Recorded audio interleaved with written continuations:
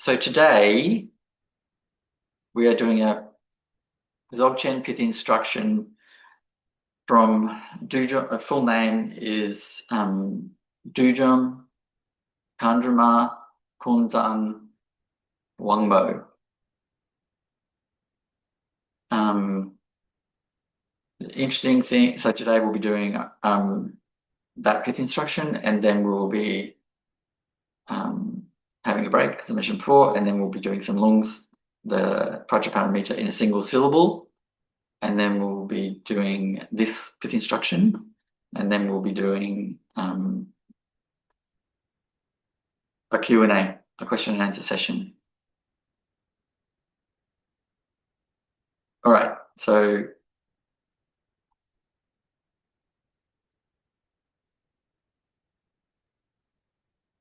sorry, I'm just opening it up and it's resisting me. Okay, so I'll paste into the chat, because now the chat's working.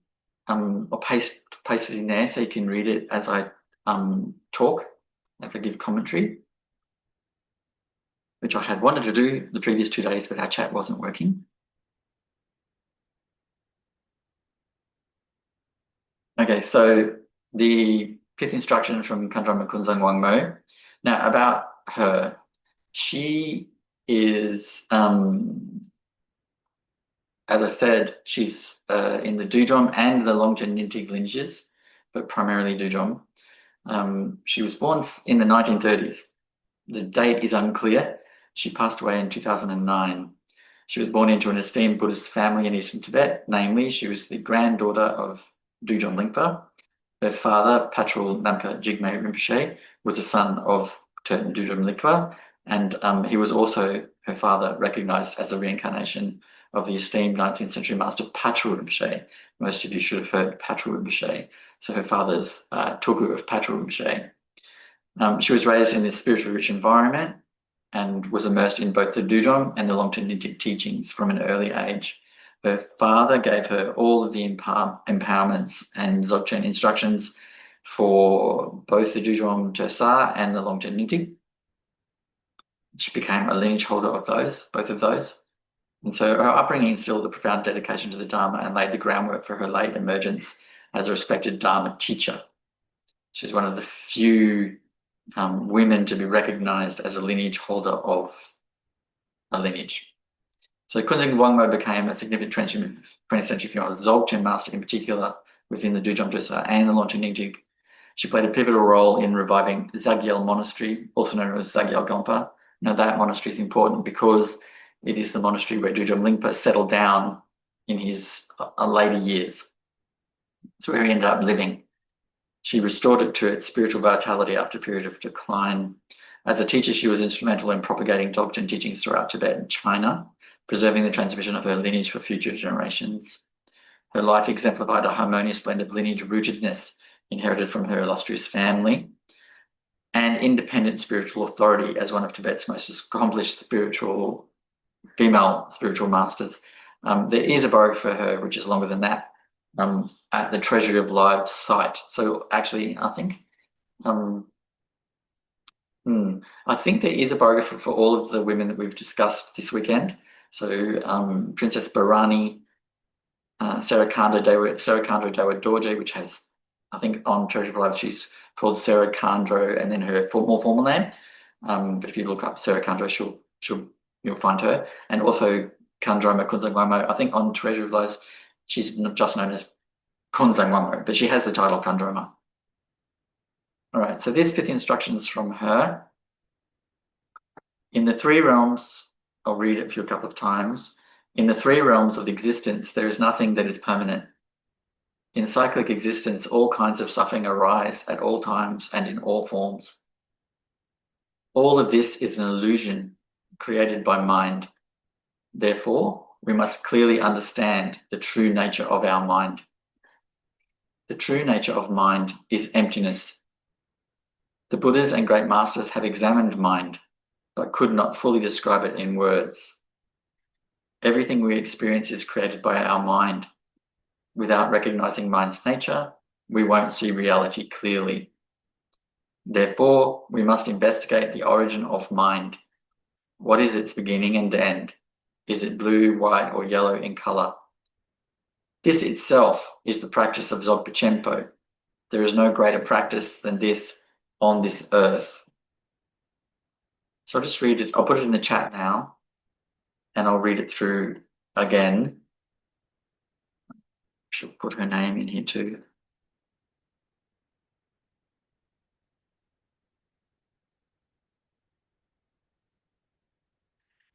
Khandroma Kunzang Wangmo. So I'll read it through again. In the three realms of existence, there is nothing that is permanent. In cyclic existence, all kinds of suffering arise at all times and in all forms. All of this is an illusion created by mind. Therefore, we must clearly understand the true nature of our mind. The true nature of mind is emptiness. The Buddhas and great masters have examined mind, but could not fully describe it in words. Everything we experience is created by our mind. Without recognizing mind's nature, we won't see reality clearly. Therefore, we must investigate the origin of mind. What is its beginning and end? Is it blue, white, or yellow in color? This itself is the practice of Dzogchen Semde. There is no greater practice than this on this earth. Okay. So you can see straight away this, once again, like what we discussed yesterday, is about the centrality of understanding the nature of mind to both the Sutrayana and the Mahayana and the Vajrayana and the Dzogchen, not to both, to all actually. You will notice in reading that or in hearing that how simple that is. So in the long day and in the Menag day cycles of Dzogchen teachings, these are called trekcho instructions. Remember we talked about that yesterday. There's a number of definitions of that word. The translation of that I prefer is total relaxation, which both Chogyal and Khandroma translated it that way in terms of not a literal translation, but the meaning of it. And Nakpa Kamalunda Rinpoche also called, I think he translated it as totally relaxed. So either total relaxation or totally relaxed. So, and I think that really points to what trekcho really is, total relaxation. So in the Semde, we don't have a name for this. We don't call it trekcho. We also don't call it something else. It is simply a foundational understanding for the practice, okay? We do, however, have a way of practicing this, which is essentially the same across all the Dzogchen cycles. It's essentially the same way of doing it. So in the same day, long day, Menag day, the approach to this practice is the same. All right, so you will also probably have noticed that it's very similar to the anatta or non-self teachings and contemplations that we find in the Sutrayana. Very, very similar. So in that, they ask you to try and find the self, and ask questions about that. Where is it? What is the self? What does it look like? So in this one, we're focusing on mind, in that, as I discussed yesterday. In this one, they're focusing on mind. In the anatta teachings, they're focusing on the self. But also, as we noted yesterday, mind and self are one and the same thing.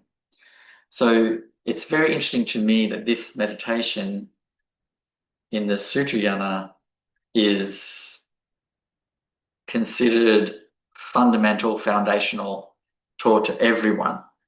However, in the long day, which is the same in the Semde, this is not considered secret or only for advanced practitioners or for some elite. In the Semde, it's for everyone, as these sorts of meditations are in the sutra. But in the long day and Menag day, they're considered secret. They're considered to be for advanced practitioners only and requires long empowerment, and often will only be given when the teacher really knows the student. And there's this idea that you need to have done Nundro, you need to have done generation completion, state practice, etc. But as none of those things are in the Semde, they don't exist in the Semde. There is no such thing as Nundro, preliminary practices. There's no such thing as generation completion stage practice. There's just no such thing. These things are not there in the Semde. They are integrated into the Longde and Menagde hundreds of years later. So they are there. And so when you're talking about, when you hear the lamas say, oh, you need to have done at least, Nundro before receiving Dzogchen teachings, they're talking about in the Longde and the Menagde. Because remember I said, the Semde is largely lost in Tibet. They have the texts, but the practices largely lost. But as I pointed out yesterday, they were transmitted to the south, Andhra Pradesh in India, and from there spread back north, but not into Tibet. So the practice tradition did survive in a small way, and interestingly, largely among women. So it's a very strange and interesting thing. The history of it is patchy, but it seems to be largely women who have kept this sort of practice style alive. Okay, so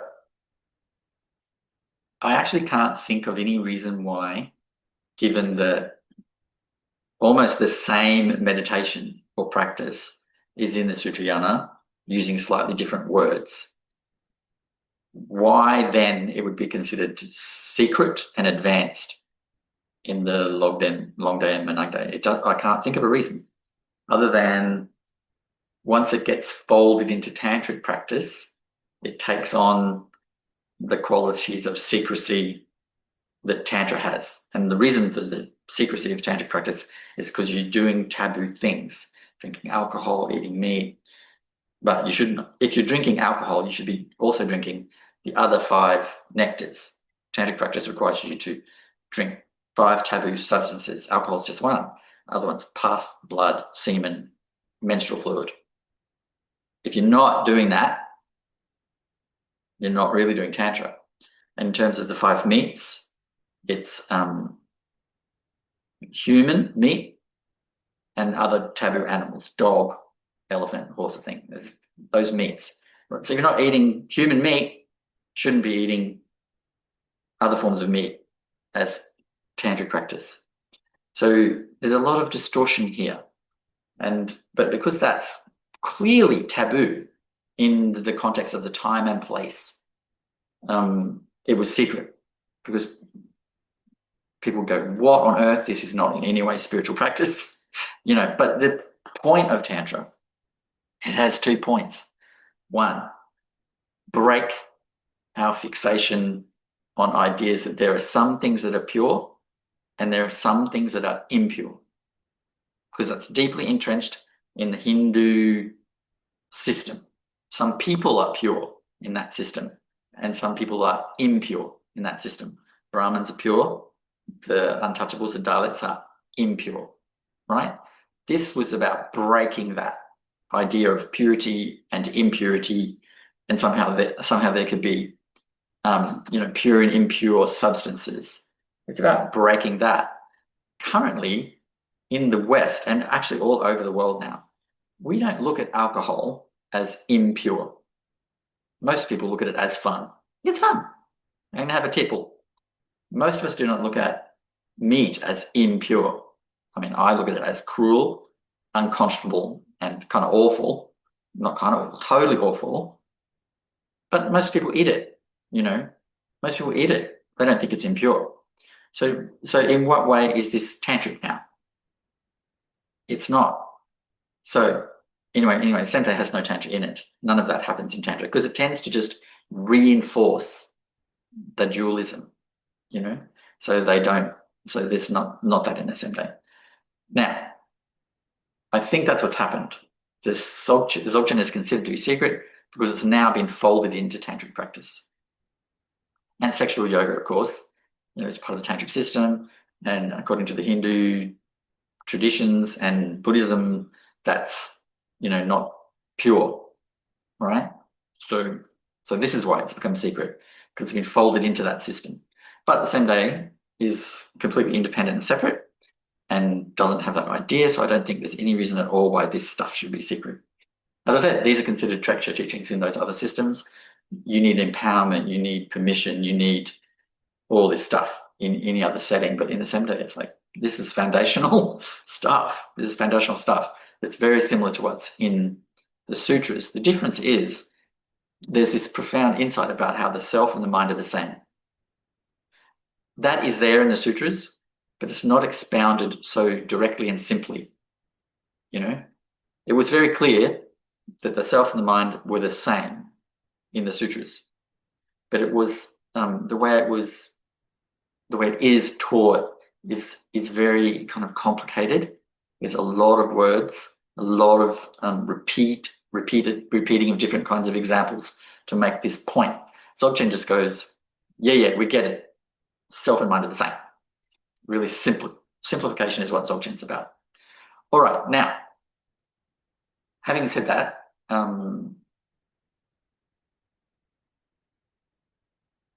this meditation or this contemplation, these ideas about the empty nature of the mind, you do have to have some grounding for them not to cause unease or anxiety. Anatta, non-self, causes people anxiety. When you say the mind and the self don't exist, they're illusions, they're fabrications, people go, they kind of can freak out. So there needs to be some grounding so that these ideas don't really, I mean, they're meant to be shocking. The whole point of Dzogchen is to shock you out of your habitual way of perceiving the world, you know, in this very direct way. So shock is a part of it, paradox is a part of it, but you do need some sort of foundation so that this doesn't really unsettle you, which is why it's usually not something you just throw at a total beginner. You know, it's usually after some practice has been done. All right, now, in terms of this Pith instruction, first line, I think, goes to the fundamental reason why we're Buddhists. I'll read it again. In the three realms of existence, there is nothing that is permanent. In cyclic existence, all kinds of suffering arise at all times and in all forms. So we were talking about this yesterday, about how kind of like an unspoken prerequisite for all Dharma, not just Dzogchen, but for all Dharma, is this understanding of suffering and the wish to be free of it and the wish that others also not suffer. I think yesterday, you know, I was talking about like asking these simple questions. Do you want to be happy? And if you answer yes, that means you do have loving kindness, if only for yourself. And then ask, do you want to be free of pain and suffering, or pain and misery?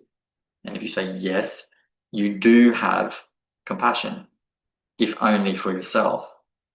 And then you'll note that the people that you love are attached to, if you ask about them, do I want them to be happy?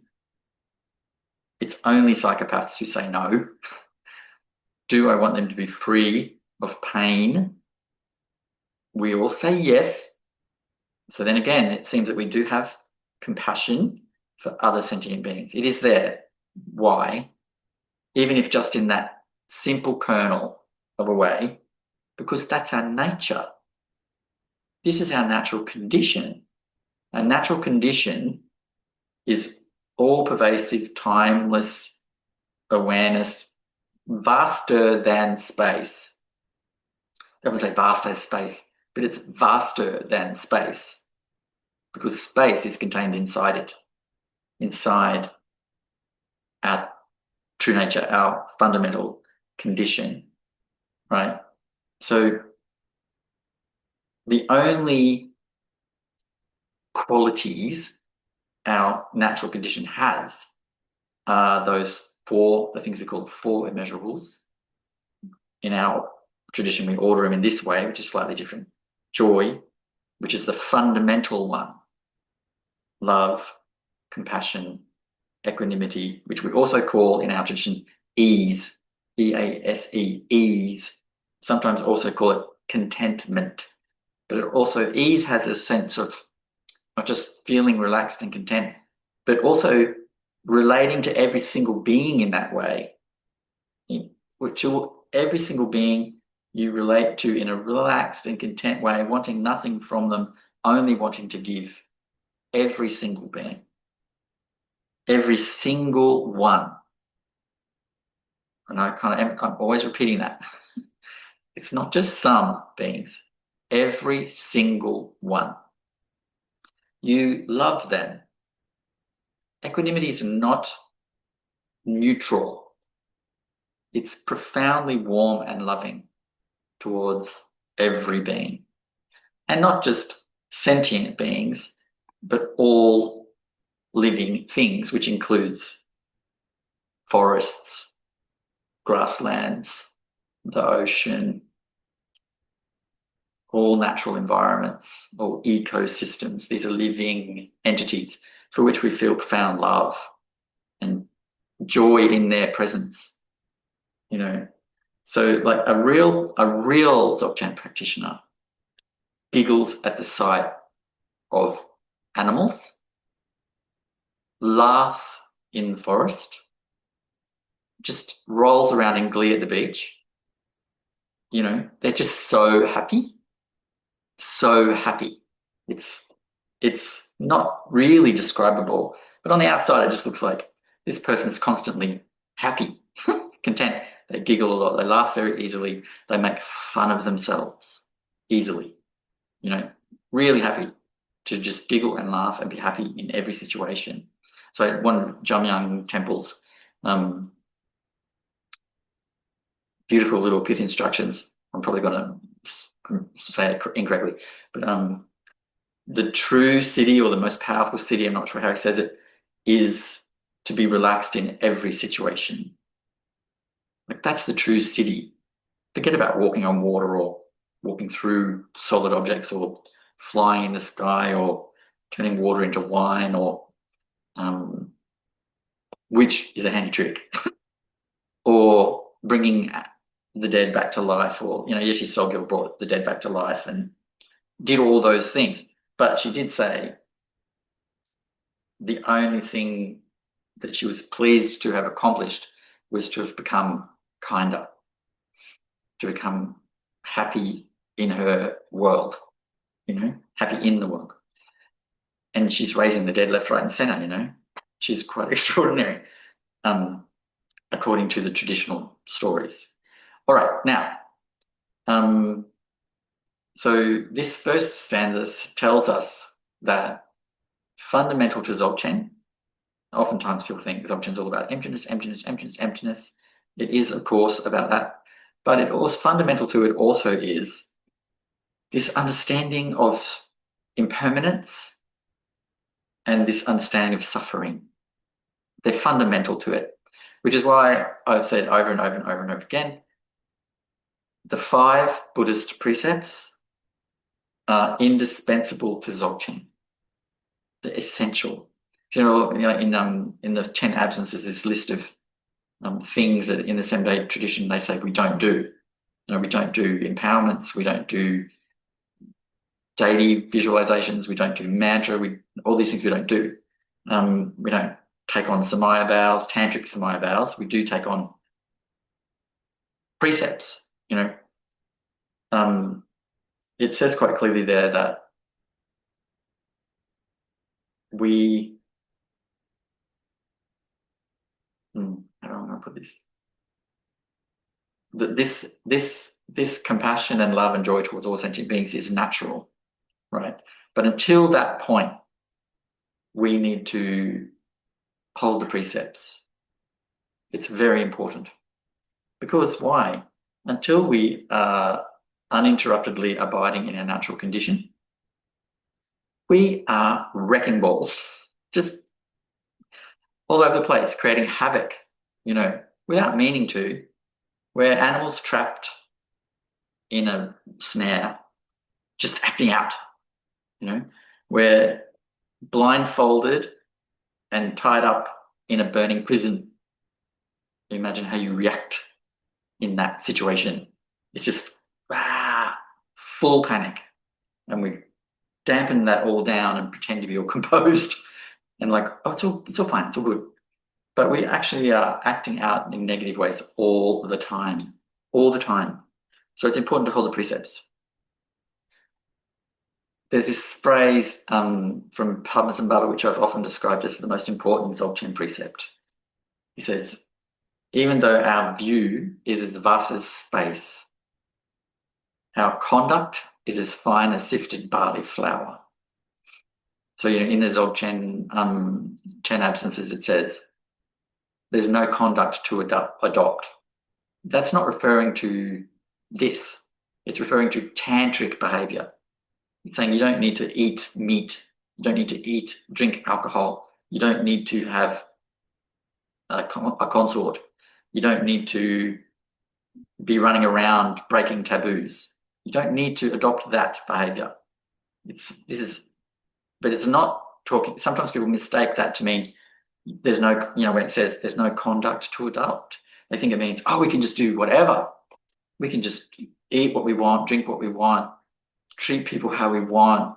I'm following my natural awareness, baby. And they're just sleeping around, hurting people left, right, and center.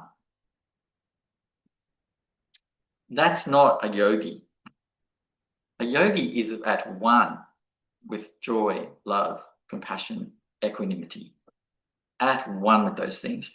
There's nothing in the yogi or yogini. The word is actually yogin, which is non-gendered. But in the West, we've cut off the end for some reason and say yogi and think it means just a fella, a boy. And then we say yogini for women. It's just yogin. There's nothing in a yogin except joy, love, compassion, equanimity, and vast beyond space awareness, which radiates those things in a completely non-dual way. So in just 2 lines, this is a very simple point she's making, and it's a very important one. You can't separate. And at the end, she says, this, meaning these preceding stanzas, these preceding verses, is Dzogchen itself. She's not saying only these last 3 stanzas that are talking about the true nature of mind as Dzogchen itself. The understanding of impermanence and suffering are Dzogchen itself. Because again, what is compassion? It's unflinching awareness of the depth of suffering and the ability to act to alleviate it. It's not sitting around feeling bad or feeling worry or sad. It's deep awareness of what suffering really is and the ability to stop it. There has to be action tied in there. All right, now let's go to the next one. All of this is an illusion created by mind. Therefore, we must clearly understand the true nature of our mind. So, remember yesterday I said everything arises within Rigpa, abides within Rigpa, dissolves back into Rigpa, and therefore is non-dual with Rigpa. So another way of saying that is everything arises in the natural condition. Everything abides in the natural condition. Everything dissolves back into the natural condition. A more Mahayana way of saying that would be everything arises from the Buddha nature. Everything abides in the Buddha nature. Everything dissolves back into the Buddha nature. Another way of saying that would be everything is Rigpa. Everything is Buddha nature. Everything is awareness. So this point about the illusory nature of what we perceive is about impermanence and shunyata and anatta. So often when I talk about emptiness, I use color as an example because it's a really good one. But there's many other examples. So I'm sure you've all seen these things, these memes that float about on the internet where they go, there's no yellow in this picture, but it looks yellow because it's a trick of the brain, not of the mind you, of the brain. And there's another one. There's no red lines in this picture. But when you look at it, there's red lines through the picture, which trick of the brain. So, so maybe I think it was first day or yesterday I said while you're perceiving form, shape, and color, things are still stained by samsara, right? That everything is luminosity. Luminosity has no color, shape, or form. Form is empty, and empty is form. Now, sometimes I use quantum physics to illustrate this because it's a good one. Not even quantum physics. It's just Newtonian physics. When we look outside, we see a world full of color. The sky is blue. If you're not neurodiverse, like the sky's blue, trees are green, water is, depending on where it is, it's blue or green or clear, the earth is, depending where you are, red or beige or brown, there's colors. Roses are red, yellow, pink, agapanthus are white or purple, jacaranda's flowers are purple. You look out, you see, you have a look. There's a lot of color there, right? But in fact, color is not out there. It's produced through the interaction of the wavelengths of light that hit the eye, and different wavelengths send different messages to another part of the brain, and that part of the brain then assigns a color, which is why people who are called colorblind, which is terrible way to describe it, they're just different in the way that part of their brain assigns the color. So, people who are different in that way, they might not be able to see the difference between red and green, because that part of their brain is assigning to two different wavelengths of light essentially the same color. So they've got a slight difference in the way their brain works. Remember, this is a very common thing. Many people are like this. So physics tells us when you look at things with a machine, not with our eye, it finds no color. All matter, there's no exceptions, have no color. It's produced by the brain in concert with the eye and the nerve that goes from the eye to the brain, the optic nerve. So there's no color out there, folks. It's produced. Now, the other thing that's interesting is the brain fills in gaps, right? So when you look at a wall with a microscope, the paint particles are not even. They're patchy. There are little bits where there's no paint, but the brain just fills that in. It doesn't see the patchy. It just goes, okay, that's a grey wall, makes it all grey. Likewise, when you're looking at a forest, that should be all green. So the brain just makes it all green, right? It just fills in the blanks based on habit. So this is a really interesting way to think about how our perception is an illusion. It doesn't mean there's nothing out there, but what is out there, well, actually there is nothing out there because there's no out there. There's also no in here. But what we're perceiving is not what we think. What we're perceiving in its essence is luminosity, which is non-dual with awareness. The Dzogchen phrase is like empty, so no inherent nature to it, not solid, not permanent, not separate bits, but all interconnected. So a fluid, luminous reality, right? That's what's really there, that is cognizant, aware. The universe is aware. Well, the universe is within awareness. So that's what's out there, luminous awareness. But what do we see? Solid objects, trees, cows. I see neighbours' roof, agapanthus, sky, which is not solid, of course, but seems kind of solid when we look at it. It's all just an optic illusion, actually. So none of that exists in the way our perception tells us it does. It's all the opposite, in fact, of what our perception tells us it is. It's fluid, not fixed and solid. It's impermanent rather than permanent. It seems permanent when we look at it. It's not colored.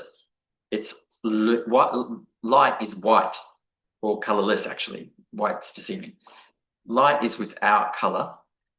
Our optic nerve creates that color based on the wavelength of the light, which is all white. Of course, you have red light, blue light, blah, blah, blah, based on how we interpret it. And now they're creating machines that do that too, like the telescopes. They've kind of built into them the ability to create colors based on the wavelengths that they're finding.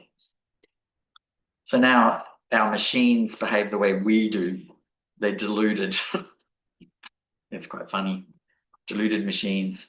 Anyway, so this is all an illusion. It's not to say there's nothing there, but what is there is actually so beyond our comprehension that we feel more secure with the delusion, And when we turn this understanding onto ourselves, we can feel quite afraid, terrified, because it's what they call in Western philosophy an existential angst. It's like, oh, I don't exist. All beings have that as a natural part of their existence. Do I really exist? But we kind of stop asking it as we grow up because our delusion becomes more and more entrenched. So this one, all of this is illusion created by mind. That word mind there, what is meant is awareness, the natural condition. It's not Sam. The word in Tibetan used there is not Sam, ordinary mind, dualistic mind. It's the true nature of mind. Changchub Sam is the Tibetan. Anyway, so, but we're not Tibetan, so let's not worry about that. So they're talking about it's all created by awareness. Created is not quite right in terms of the translation there. It means it all appears in awareness. It all abides within awareness. It all dissolves back into awareness, right? Now, given this is all an illusion, if you look out and you're seeing color, you're experiencing an illusion, a mirage, a fabrication of the brain. Given that, it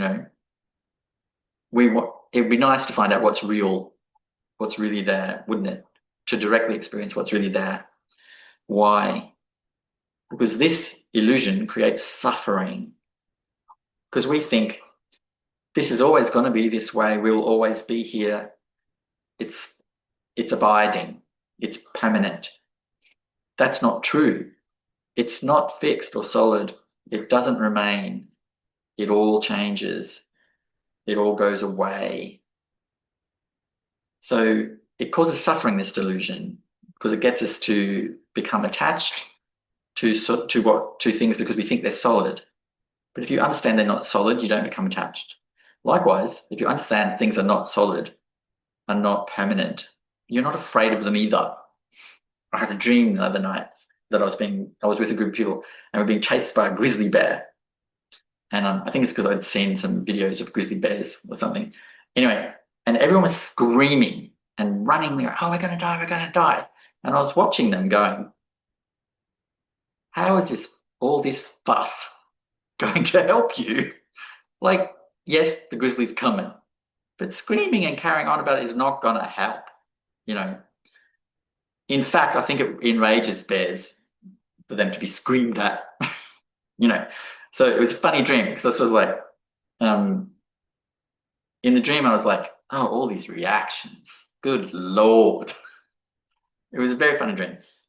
I called it a nightmare because It wasn't a lucid dream, but it wasn't really scary to me. I was sort of like, why are these people screaming? This is ridiculous. Anyway, but that's what we do. We think it's real, and so we scream, we run, or we cling. If we understand it's not real, like in that dream, I was clearly aware this is not a real grizzly bear. So I wasn't reacting. But everyone else in the dream was thinking this was a real grizzly bear and I'm freaking out. But there's actually no grizzly bear out there. So we can become, I'm not saying throw yourselves in front of grizzly bears. I'm just saying if you understand the way our perception constructs things, you don't get as attached, you don't get as averse. You become more free.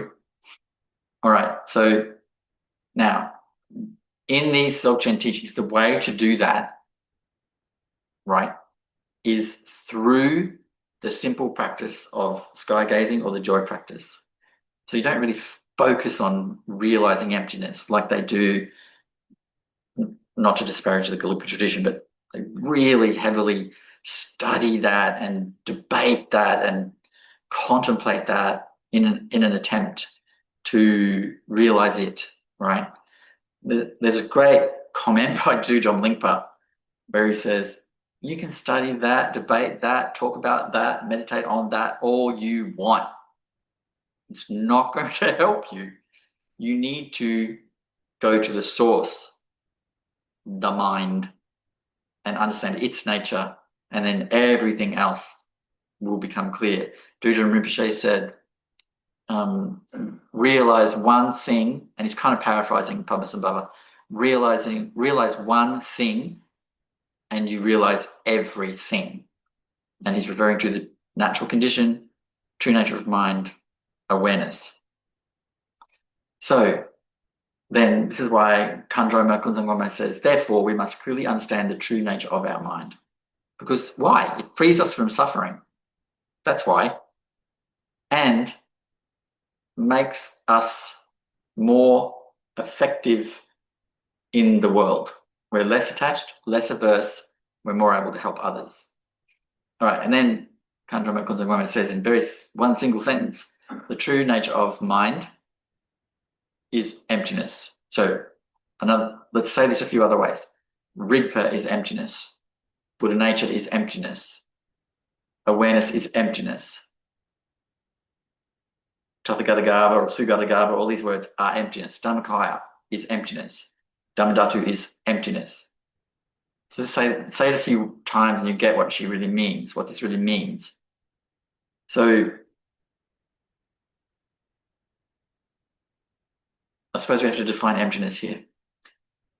It's not just that everything is fluid, not solid, interconnected rather than separate, luminous rather than dull, impermanent rather than permanent, without any separateness at all, which in Dharma language we say inherent self-nature. There's no separate things. Everything's a unified. It's tricky to say this because Buddhism doesn't really talk about a oneness. A unified whole, however, is an okay way to say it. Everything is a unified whole, not little separate bits, not compound. Like in the sutras they talk about all compound phenomena are stained, are corrupted. But, spoiler alert, there are no compound phenomena. There are none. That's what Shunyata tells us. So if you perceive them, right, if that's what you're perceiving, separate compound phenomena, that's why they're stained, because you're perceiving them, because you're believing they exist. That's the stain. All right, so it's not just that stuff, emptiness, right? It's not just interconnected rather than separate, fluid rather than solid, impermanent rather than permanent, no inherent self-nature or separateness, right? Autonomous separateness. It's not just that. It's also lucid, aware, luminous. So these things are often in these philosophical or scholarly unpackings of emptiness. They kind of don't get that. The luminous, aware nature of emptiness is something that only can be directly experienced. You can talk, I've just said it's luminous and aware. This doesn't help you. The only way to really get that, get what it is, not what it isn't, right, is through practice. It is the only way. It's the only way. So debate, that's why the Buddha said, don't come to the truth. Again, this is another kind of almost heretical thing for me to say. A lot of people in Tibetan tradition really find this uncomfortable truth. The Buddha said, don't come to the truth through debate. Don't come to it through logical reasoning. Don't do that, because you can't. Conceptual mind can't come to the truth. It is what obscures the truth. So he said, come to the truth by relying on an awakened being who will guide you in what? Practice. It's not, the Buddha doesn't say, study, study, study, learn, learn, learn. The Buddha says, practice, practice, practice, and have a guide. Don't rely, it's very clear, don't rely on your own reason.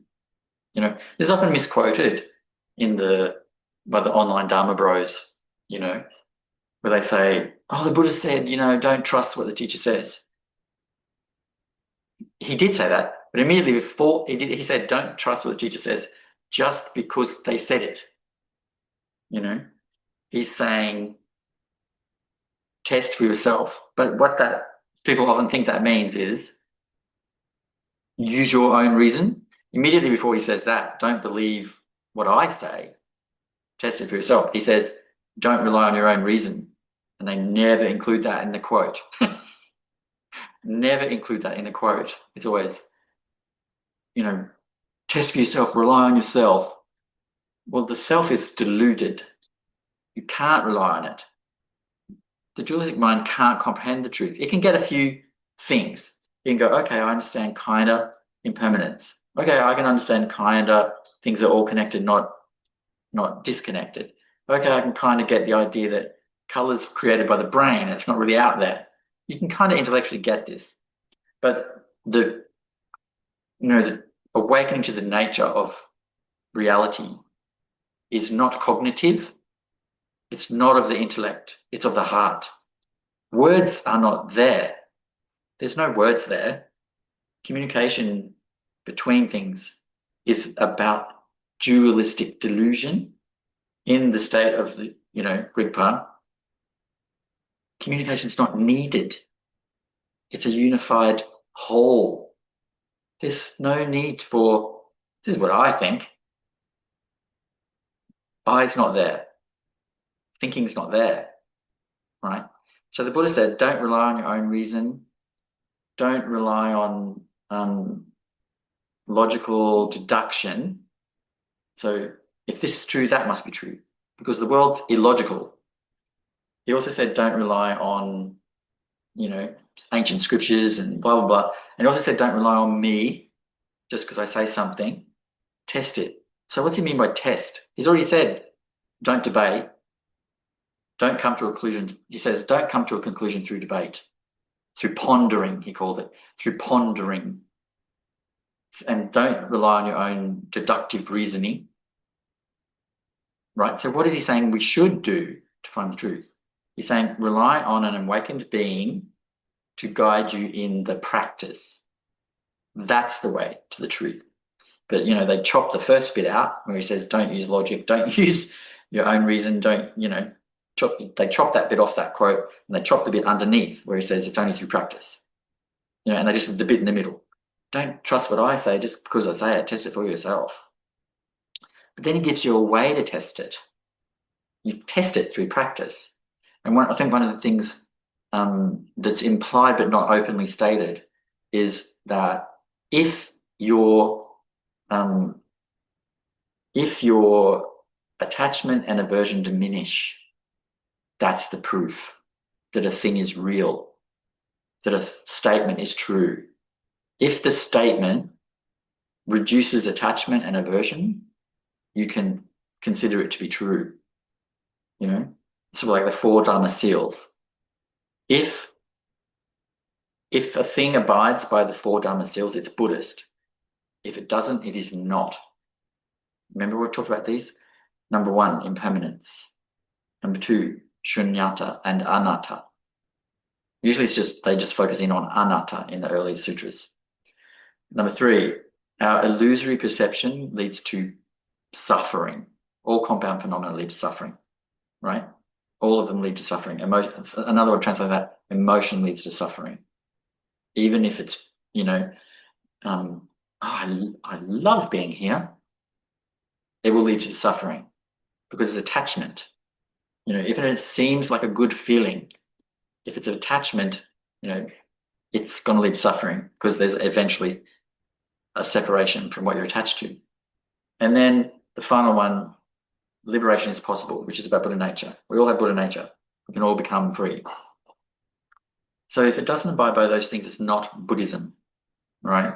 And so that sutra thing about don't rely on your own reason, don't blah, blah, blah, is about that compound phenomena one. You can't trust that. It leads to suffering. Intellect leads to suffering. Intellect and ego are not separable. They're the same thing. They're all the same thing. It's not to say don't read Dharma. It's not to say don't do a basic amount of study. It's about understand that that's not the way to freedom. It's just supplemental, Sometimes you need to read a little bit to understand impermanence, to understand emptiness, to understand the illusory nature of our perception, to understand that we all are fundamentally in our nature exactly the same as the Buddha. You might need to do a little bit of reading, a little bit of study about that. But that's it. You don't need to learn all these tenets and all this stuff. You don't need to do that. The Buddha did not open a single college or school or university. He didn't, because he'd already said that's not the way. He sent people in rags with no shoes into the wilderness to be alone and meditate. That's what he set up. Not universities, colleges, blah, blah, blah, blah, blah, All right. So the true nature of mind is emptiness. So we've talked about what that is. These components that we understand intellectually to a degree, impermanent, interconnected, fluid, etc. But this other part of it, the cognizant part of it, awareness, luminous awareness, we can only understand through practice. Then Khandroma Kunzang Wangmo says, the Buddhas and great masters have examined mind, but could not fully describe it in words. If the Buddhas and great masters can't, how can I? So if you're feeling some deficiency in your understanding here, don't blame me. No one can really understand this. We can't understand it and we can't put it into words. It just cannot be expressed. Even simple things can't be explained with words. So the common analogy that's used is the taste of an apple, right? You bite an apple. I'm not a fan of apples. Let's use something else. The taste of vegan chocolate ice cream. Okay, you taste that and you go, yum. But when someone says, what does it taste like? You go, sweet, creamy, chocolatey. And in Western philosophy, we call this a chain of signifiers. It's not the real experience. It just points to the real experience. So, okay, so this yummy, chocolatey, delicious thing is chocolatey. Something chocolate is chocolatey. It's sweet. You just can't get there. And so other people go, because they've tasted chocolate, they go, oh, right, gotcha. But if they haven't tasted chocolate, they're like, what is that? So then you go, sweet, creamy. And they might go, oh, I know creamy, right? So it's a chain of signifiers. The mind just creates more words to try and understand something. So when we say luminous awareness, you will each have your own chain of signifiers, other words, to try and tell you what that is. And I'm here to burst the bubble. They're all wrong. Mine's wrong, yours wrong. It's all wrong. We've got no idea. So you have to directly experience it. And that's what she's saying here. You can't use words. So what does that say about philosophy, scholarship, debate? What does it say about that?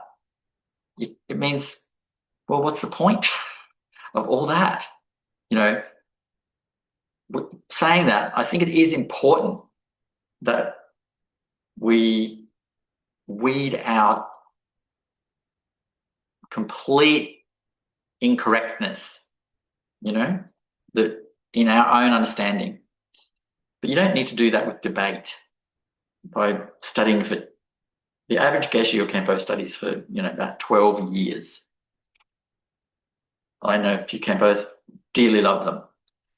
But without combining that with practice, at the end, they're not any further along. They've got a lot of information. And unfortunately, that information is not required for awakening. But people like to do it. And so, of course, I'm not going to say don't do it. If you like to study, study. All right. Next stanza or verse. Everything we experience is created by our mind. We've already kind of covered that. So again, we're switching. The translator has just translated these words into mind, but they're not necessarily the same word that have been translated into mind.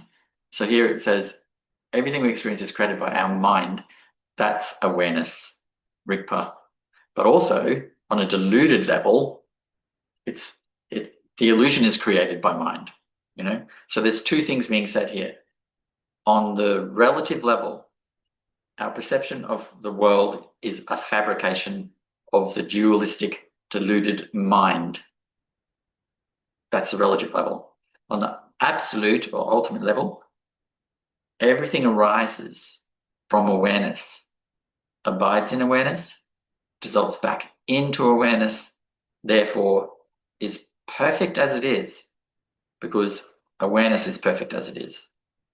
All right, we just can't see the perfection, can't directly connect with that perfection. So without recognizing mind's nature, we won't see reality clearly. This is obvious. We see color and solid objects. So we're not perceiving reality clearly. So she says, therefore, we must investigate the origin of mind. What is its beginning and end? Is it blue, white, or yellow in color? That's a very succinct trekcho teaching, if you like, if you want to call it that. There's a text by Dzogchen Semde called I won't use the two anyway.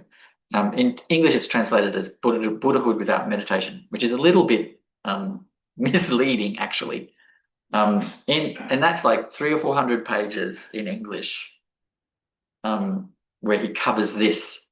And his granddaughter, Khandroma Kunzang Wangmo, has expertly covered it in 2 sentences really kind of amazing. So, but again, the Nanjang, that text, you need empowerment for, you need lung for, you need commentary on. This, however, you don't. It's just straight up pith instruction. You can put it into practice straight away. So what is its beginning and end? Is it blue, white, or yellow in color? And then she says, this itself is the practice of Dzogchen Semde. There's no greater practice than this on earth. And she means everything preceding, not just that one stanza. So the $10 million question is, okay, so how do we practice trekcho, if you want to call it that? In the Semde tradition, we don't necessarily call it that. We just call it meditation. We're very kind of like, yeah, everything's meditation. So how do we practice that? So this is very simple. I got some pointers from Riggs and Janam Temple about this. I kind of had a understanding about this, but I just want to get from him a really simple way to put this, right? Really simple, few words.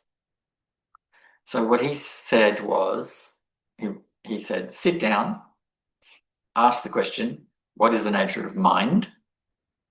Do nothing more.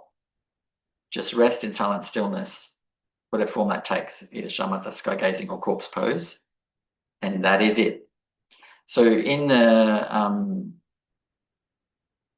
the sutras, when you're trying to find the empty nature of the self, you go through a series of questions, right? Is the self in the head? Nope. Because you feel, the self feels things elsewhere in the body. Is the self in the limbs? No, because if you chop a limb off, there's still a self, and it goes through like that. Where is this self hiding? And likewise in the Nanjang, the Buddhahood Without Meditation by Dzogchen Lingpa, which, by the way, Dzogchen Lingpa at one point said, no one will ever understand this.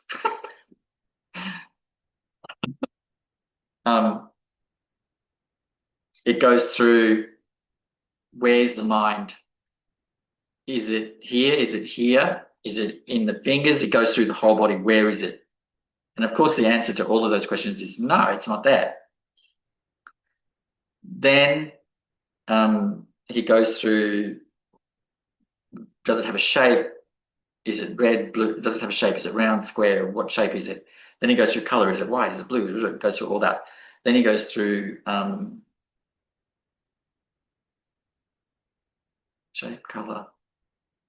Oh yeah. Then he goes through, where does it come from? Where does it hang out? Where does it abide? Where does it go? Right? So he goes through all of this. And at the end of these very long reflection, I wouldn't call it a meditation even, it's a reflection. The end result is, well, it's nowhere there. It doesn't actually come from anywhere. Does it? That's where Khandroma Kunzang Wangmo is saying, we must investigate the origin of the mind. Where does it come from? And then what is its beginning and end? Is it blue, white, or yellow in color? So it's a very abbreviated way of doing this Dzogchen Lingpa unpacking, where is it? What is it? What shape, color, etc. But an even more abbreviated version of that is what Zhang has given. To simply ask yourself, what is the nature of the mind? And then rest in stillness. Now, because we're such smarty pants, we'll have some answers locked and loaded. We'll go, well, it's empty yet aware. It's vast as space, but can't be found anywhere. I have these answers locked and loaded, ready to go. The idea is to not answer the question with words, to feel the answer. So you go, what is the nature of mind? And then you sit in silent stillness. Now, Dzogchen Lingpa said, sit as still as a mountain. Sit as mute as a corpse. Sit as, there's a few different ones. This last one's a little bit tricky. sit with the mind doing nothing. Which of course is quite hard to sit with the mind doing nothing, but it means don't intervene in whatever's going on in the mind. Just leave it be. Let whatever is going on there go on. So that's you just sit in silence. That's what we call silence, stillness in the Dzogchen Semde tradition. It's still as a mountain, silent as a corpse. The mind doing nothing, right? So for the mind to do nothing, you need to have done some practice, right? For that to all settle down and to enter into a state of non-thought takes some practice, which is sky gazing, essentially in our tradition. So, okay, John just give me a little note, which he sometimes does. All right, so you just asked that question. Another equal question. You can choose your poison. What is the nature of the mind is the most common one that in Dzogchen we use, right? But there's another one. Where is the mind? Some people find that one more penetrating, because it points to its non-existence, right? What is the nature of the mind is a deeper question, right? Where is the mind is one that might, for some people, push them into this understanding that it isn't anywhere, right? You can choose your medicine. In our tradition, we use what is the nature of the mind. Now, direct introduction. I'm always going on about how there is no Dzogchen without direct introduction. You need a master, you need a guru, right? Having said that, devotion is direct introduction, right? But I will say this, the most common way for a Dzogchen master to give direct introduction, there's some people who have their own unique way, but the most common thing is to just look directly at the student in their eyes. Have you ever had a guru look right in your eyes? It's very intimidating. You just got to go, it's very intimidating because there's nothing looking at you. There's no person looking at you. It's quite a shocking thing. I remember feeling very just taken aback and overwhelmed. Looking into the eyes and there's nothing looking back. It's really a shocking, so there's no person there. I remember physically like, oh my God, there was no person there. And this happened a few times with different teachers. There is no person there. It's a shocking realization. There's no simple, ordinary person there. It's just awareness, and it's vast, and it makes you feel very small. Anyway, so they look in your eyes. This is the most common way. They look directly in your eyes and they ask you, what is the nature of mind? And they usually spring it on you out of the blue. Now that I've told you that, that method might not work for you because you could be expecting it, But that method is the method usually. What is the nature of mind? Sometimes when I took it, I used to just describe the mind for people. And if it was the right description and the right person, it would land, So this asking of the question is your own introduction to the nature of mind, self-introduction to the nature of mind. Now, I have had one particular Lama get really cranky with me about saying that you can introduce yourself. The contemplation itself introduces you. And that's what is the norm in the Semde tradition. But this was a very tantric person. And they were like, oh, who said that? And I laughed. And I said, well, Brahmavajra, Bhava.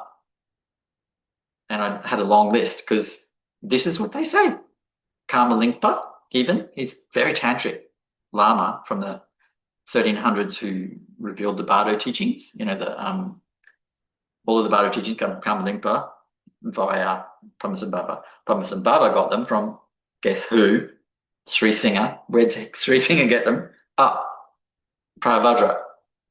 So there's Dzogchen teachings.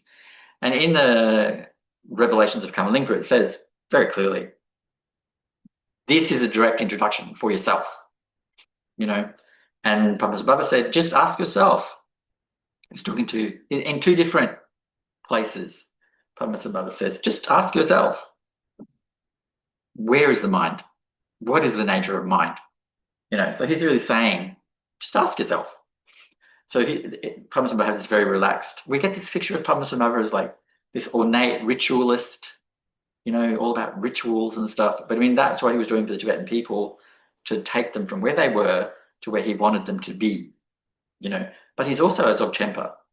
So when he was teaching Dzogchen, he was very sort of relaxed. And you get a sense of him in those texts as someone who's very loving, soft, warm, and giggly. It's not the picture we get from the tantric Padmasambhava. He's very in these, you get in these interactions, there's one really nice one called Pointing the Stick at the Old Man. It's just a short little thing. But some translations are just very dry. But in one translation I read, it was really it came across how very sweet he was, Padmasambhava. Just very caring and kind, giving whatever a person needed. Anyway, so as I said yesterday, in our tradition, direct introduction from a guru is great, but if you don't have a guru on hand, to do it through the practice is considered normal and fine and actually okay. I've seen a number of practitioners experience it that way, like not a small number. And then again, of course, Sri Singha says himself very clearly, he's one on the list when that Lama was like, who said that? Like, well, Sri Singha, so, and this cranky little person, I mean, I'm going to listen to Pravadra, Princess Bharani, Padmasambhava, Kamalingpa, Sri Singha. I'm going to listen to them, not this cranky person. Anyway, so it is possible to get there through the practice, absolutely. So you can be quite autonomous. And I mean, the simple fact is, in your nature, you are exactly the same as the Buddha. Is it possible that a being exactly the same as the Buddha could not, through their practice, realize their own nature? This is illogical to say to people. Direct introduction really helps. I'm not saying it does not, but I'm saying there's an alternative route if you don't have that there. Now, a lot of lamas these days just don't give it because one lama said to me, because it feels uppity for me to give it. It just feels uppity for me to give it. It's like saying I'm special or something. So that's something that's happened since all the great Dzogchen masters of the previous generation, passed away. The new generation is more like, oh, I don't know, I don't feel confident to do that. So this is an issue, right? There's a lot of the new crop of lamas don't want to give it because they don't feel comfortable giving it. It feels like they're much more concerned about how people see them. They're really concerned that people will think that they're somehow great. But direct introduction can be given by anyone who has rested in Rigpa and can do so comfortably. And that's not an uncommon thing. Any practitioner worth their salt can do that. So I'm not saying it's uber common, but it's not rare. Okay. However, because of the issues with lamas not wanting to do it, on the one hand, people not having access to a lama who could do it on the other, and the fact that people are spread across the world and not necessarily even near a Dharma center, we emphasize this. You can do it through the practice, but devotion is a fundamental component of both the direct introduction from a master and achieving it through practice. So without devotion, it doesn't happen. I hate to tell you all this because I know some of you are uncomfortable with devotion, but It will not happen without devotion. It just cannot happen. So that's why you need to, look to beings like the Buddha, the Buddha's mother-in-law, who has many names, and some of them are very long. Yeshi Sogyo, Dujum Rinpoche, Katha Chongnarjun, Togden Shakya Like, I mean, there is actually such a long list. And there's this great quote from Togden Shakya devotion for a being who is not physically alive anymore. No, okay. He said there's not even a hair's width difference. There's a tiny, there's no difference essentially between devotion towards a living master and one who is no longer living. There's no difference. Why? Because in luminous awareness, there's no time, there's no space, there's no last decade, this decade, that body, this body. There's no space, there's no, none of that exists. So in that state, and devotion is that state, in that state, those things don't matter, whether or not they're living or not. Okay, so, and Johnny has put this little note down because I mentioned Buddhahood without meditation. And I said how Dzogchen Semde had said, no one's going to understand this. Because the thing is, a lot of people don't understand about tertons, right? They reveal what they reveal. They don't necessarily want to practice what they reveal, or could describe or explain what they reveal. They're not necessarily, some tertons are not necessarily practicing in the way that the termers suggest, it just comes through and they write it down. And that's true. That's true, not of like Dzogchen Semde definitely practiced in the way the termers were indicating, but this particular termer that, the Nangjang, he was like, no one's going to understand this. No one will understand this. Anyway, so this is from Dzogchen Semde as well, that Jung is just reminding me. Dzogchen Semde said, Guru Yoga is Buddhahood without meditation as the path. So rather than sort of reading it and trying to figure it out, the way to practice that terma, that treasure, is to just do Guru Yoga. Yeah. He said this directly to his heart students, that, rather than trying to kind of philosophically get this text, just practice Guru Yoga. That's Buddhahood without meditation as the path. Okay. We've well gone over time, so let's have a break of 10 minutes or so and we'll come back for, I'm just giving 2 short transmissions today, or is it just one? Anyway, it'll be short and then we'll do a Q&A and we can break for the day. All right, thank you everyone. 10 minutes, we'll come back.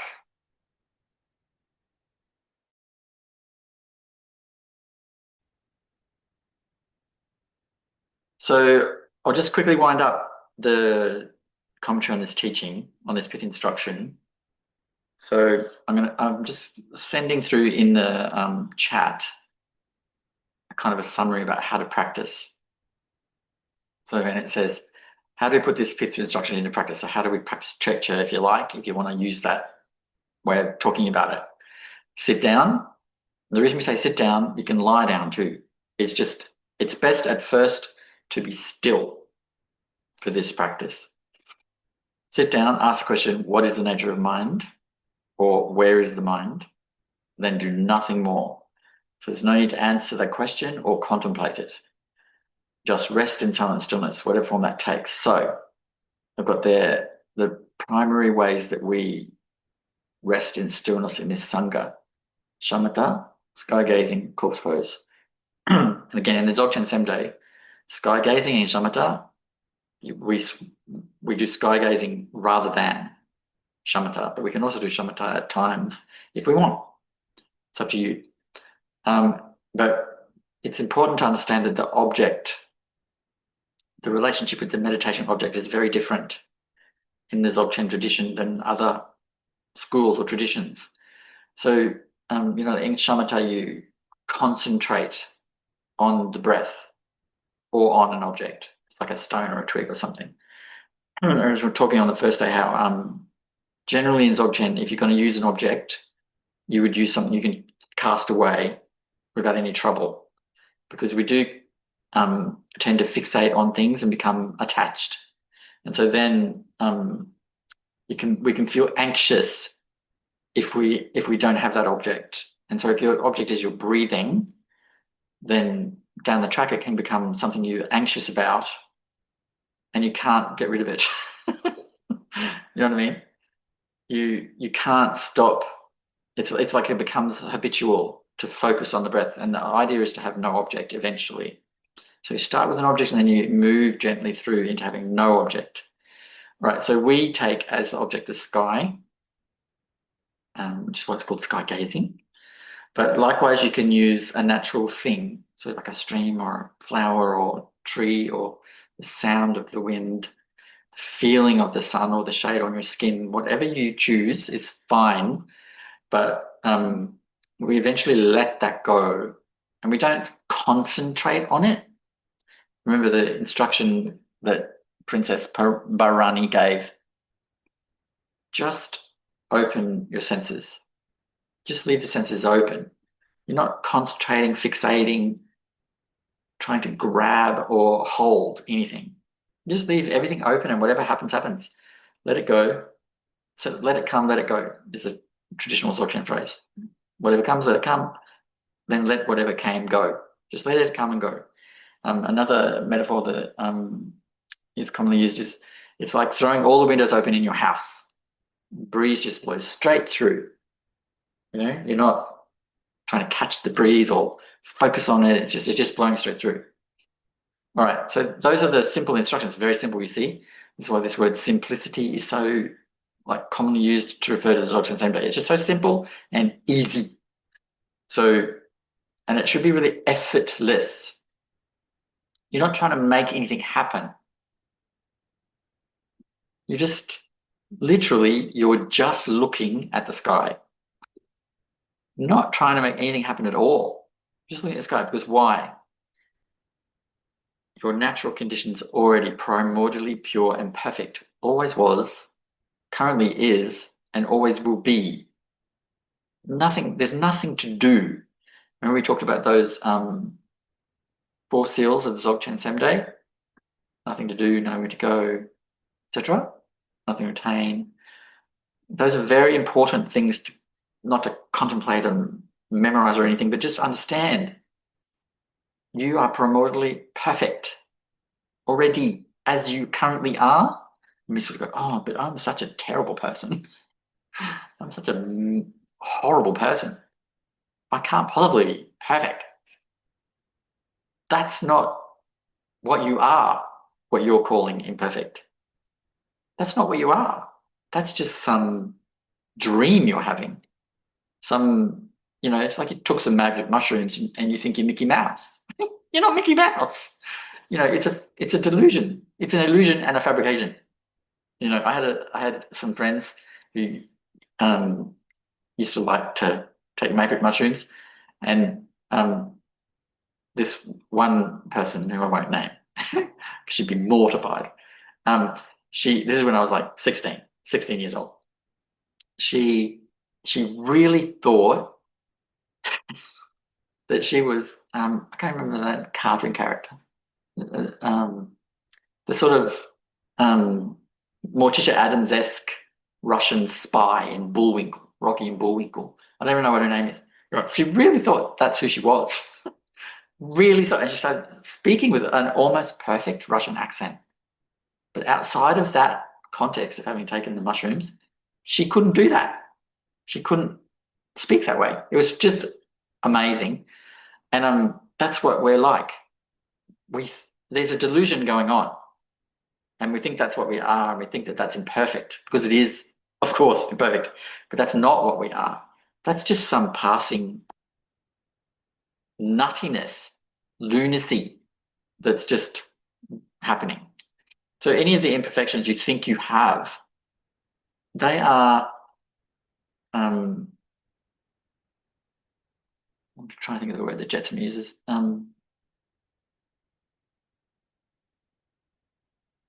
They're just not intrinsic to your nature. They are not part of what you are. They're part of the delusion. Any imperfection you think you have, it's part of the delusion, which means what? You don't have that imperfection.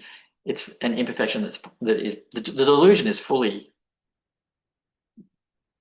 wrong, imperfect, and incorrect, but it's not lasting. It's not part of your nature. It's not intrinsic to who you are. It's not even like a single hair on your head in terms of who you are. It's such a minor blip in timeless, vast, unconditioned, unborn, undying awareness.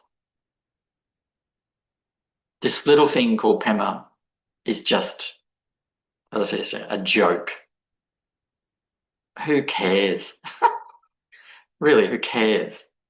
So whatever imperfections you ascribe to that fabrication, don't worry about them. Of course, abide by the precepts, the 5 precepts, abide by them, but otherwise, just don't worry about it. Don't worry about whatever you think is in there. Some people go, oh, I have such dark thoughts. I have such dark thoughts. It's like, yeah, because you watch TV. It's not about you. You watch TV. So, of course, that's coming back. That's why I don't watch horror movies. What you put in comes back. It's a very simple equation. What you put in comes back somehow. It's like that dream I had of the grizzly bear. I'd watch some video about a grizzly bear and then the grizzly bear's in my dreams. Simple. It's whatever you put in comes back. All right, so this practice is very simple. I mean, if you look at this, and I challenge you to go through all of the highfalutin Dzogchen, trekcho texts that are out there and find anything other than that. They might tack on some guru yoga at the beginning. They might tack on some sort of reflective contemplations about where is it. They might give you some sort of statements about the view, mind's unconditioned, unborn, comes from nowhere, abides nowhere, goes nowhere. They might give some stuff like that, but otherwise this is it. It's just to ask that question and sit, that's it. And one has to ask oneself, why is this considered secret? It's exactly what they do in the Sujayana. Exactly. It's just, I don't get it. I don't understand. Anyway, except of course, we're just changing out one word, the word mind for the word self, but they mean the same thing. It's the compound phenomena that we're talking about here. All right, so that's how you do the practice. You can do it however you find stillness. You can do it immediately before that. Make it part of your formal practice session, if you like. But again, once again, these questions eventually you need to be dropped. They're just a method. They're not something that will be a permanent fixture of your practice. They're just a method that you use and it will help you have a taste of your natural condition. And then once you've done that, and the thing about this is it's irreversible. Once you've experienced your natural condition, our natural condition, the natural condition, there's no going back. It's a permanent change. Once you've tasted that, it can't be taken away from you. And from there, it's inevitable that you'll be free. It's inevitable. Like there's no doubt. There's no doubt now in your nature you're already free. If you have a few things in place, you will be free. It's just a question of the illusion of how long it takes, So you will be free. It's fine. You'll be fine. Okay, now, so you can do it before if you practice shamatha, you can do it before that. If you practice sky gazing, you can do it before that. If you practice corpse pose, which is we just use the English word corpse pose, but that's a relaxed way of saying it. But the formal name of that is relaxing body, speech, and mind in the natural state. That's a Dzogchen way of saying that. And corpse pose is just be like a corpse. Just lie down somewhere, slump somewhere in the recliner, don't care, wherever. And just, you know, eyes open or closed, but usually it's closed, unless you're sky gazing and corpse posing at the same time, which you can definitely do. And you just let everything be. Just let everything be. However, you know, you let the ground that you're lying on, or the bed that you're on, or the couch that you're on, or the recliner that you're in, take your entire body weight. Don't hold yourself up. Let yourself be completely embraced and supported by whatever you're on, you know, which is why Pema Düddul said, whatever posture feels best is best. So lots of people have hip problems. So sitting in a certain way doesn't work. Lots of people have lower back problems. Truck drivers, for example, lots of lower back problems. They can't sit in a certain way. They also can't lie down on their back without props. So put a thing under your knees, put a thing under your neck, have the props. It doesn't matter. Whatever posture works. And then so you let your body be. Don't try and hold it up. Just let it be. Just let it be. And you can, if you like, when you're breathing out, just let everything go on the out breath. Just let all tension, all holding out. Just let it out. And then you're just like relaxed. There's no particular posture like in yoga, like Hindu yoga. You lie with your palms up to the sky and you've got your knees rolled out and your ankles rolled out and stuff. We don't do that. Whatever posture is comfortable is the posture you take. And then, so, you know, the body is still, the speech is mute. You're mute. I think it's in one of Karmalink's termas. Baba says, the best mantra is silence. Düddul Rinpoche phrases that as be as silent as a mute, you know, or be as silent as a corpse. So, you know, in Dzogchen, the best, what is mantra? It protects the mind, right? Right? The best way to protect the mind is to be silent. Just be silent. And also that's on the level of speech. We're also talking about energy. So the best way to deal with this energy stuff, leave it alone. Just leave it alone, you know. And then with the mind, the instruction is leave it alone. So don't try to interfere with it. You might end up thinking about baby goats. So what? Think about baby goats, it's fine.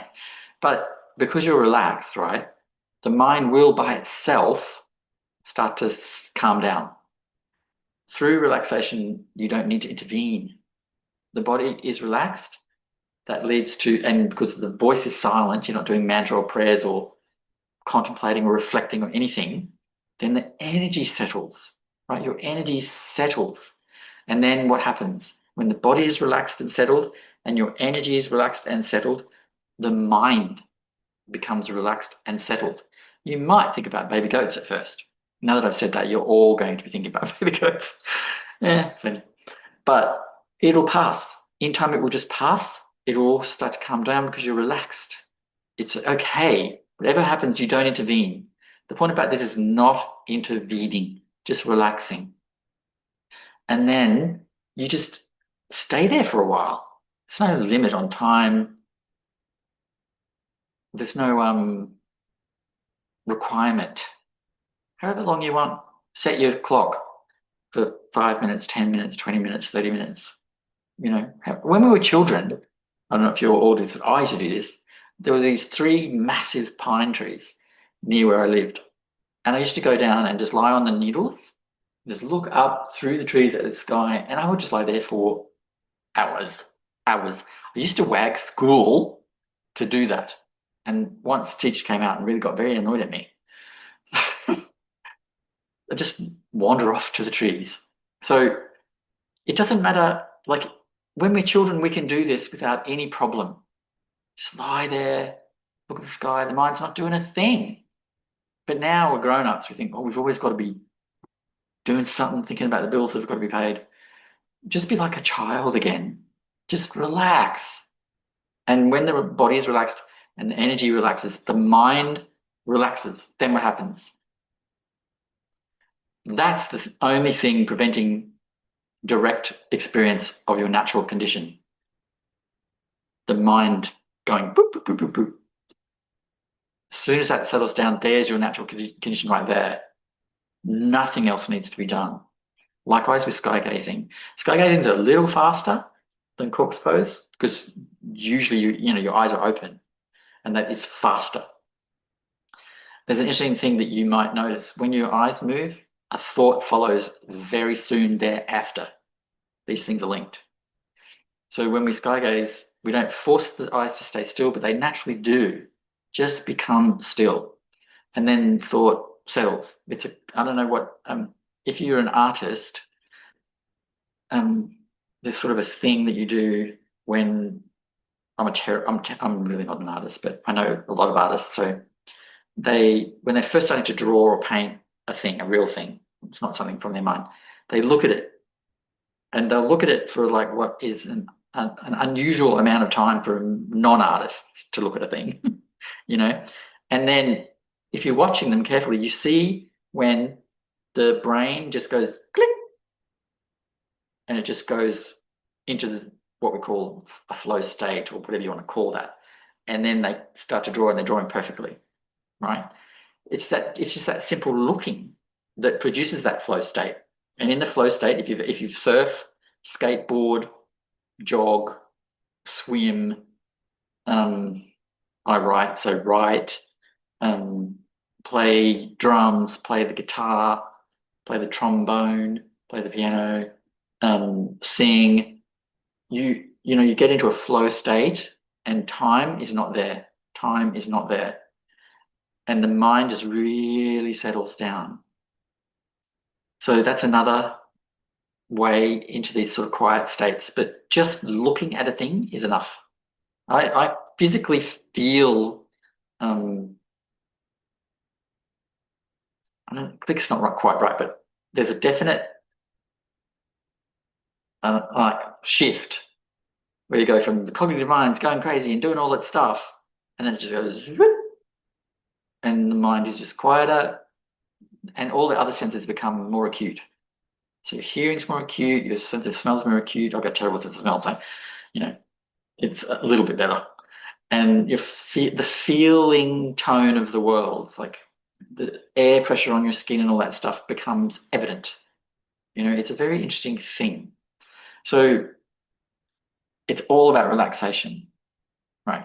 So there's a question here, which I'll do when we go to the Q&A, which we'll do right now. Oh no, I'm going to do a couple of lungs. All right.